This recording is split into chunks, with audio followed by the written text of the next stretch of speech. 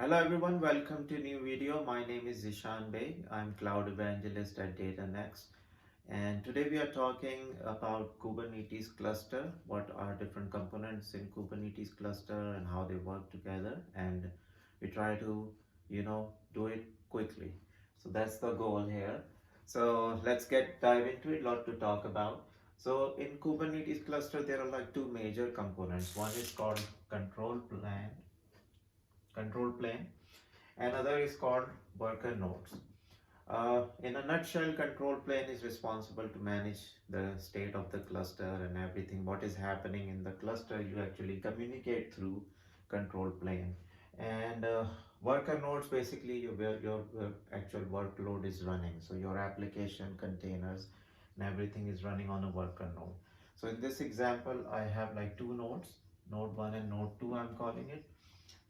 And we'll go dive into more details. So let's talk about control plane first. The main thing, the way you communicate to control plane is through kubectl utility. It's a command line CLI utility. People call it Cubectl, kubectl, you name it.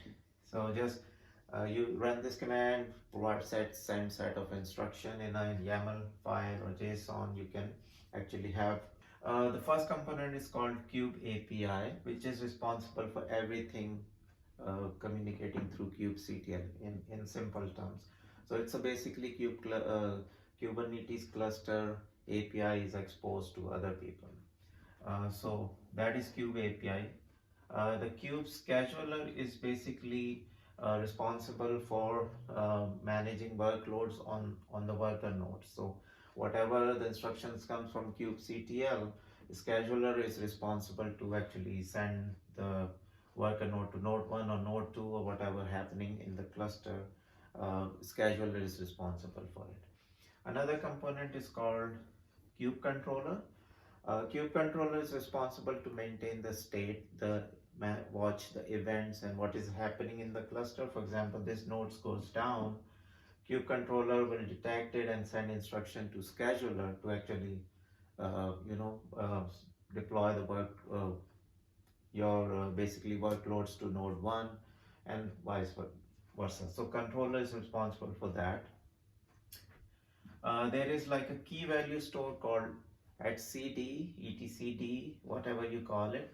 This is basically a simple key value store which keeps all the data and state of the cluster. So, and there is an optional component called cloud controller. So if you are running Kubernetes cluster in a cloud provider, for example, Azure, AKS or AWS, ECS or Google Cloud Engine, then this controller comes into action. So that is your control plane. And control plane is not one single machine, it could be multiple machines. So, and these things would replicate accordingly. It's based on your cluster overview. Nodes, let's talk about the worker nodes. You can have as many nodes, depends on your basically workloads, how many containers you want to run, how many applications you want to run. The first thing is it's called kubelet, first component in a worker node. Kubelet is basically a simple agent who is responsible to communicate with the control plane. So whatever instructions comes through control plane, kubelet is actually take care of it, and it's provide the status of the node status to other control plane as well. Another component is called QProxy, which is responsible for the network policies and communication network between, for example, node to node or other outside of the worker nodes. So QProxy process basically responsible for it. And the final one is called container runtimes. This is, for example, you have a Docker. It's like a software like Docker or Containerd, a runtime environment where actually your workload and containers will run.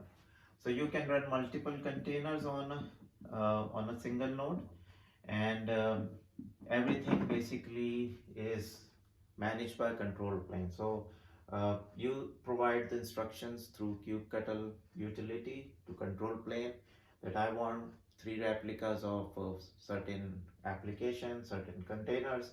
Kube scheduler will see, okay, where are he can actually efficiently deploy that workload, and and then it's basically maintain that state, and that in state is information is updated into the HCD databases, and that's how it's actually work. So hope you like this cluster overview, and if you have any questions, feel free to reach me out or leave a comment or share this video if you like it. Thanks for watching.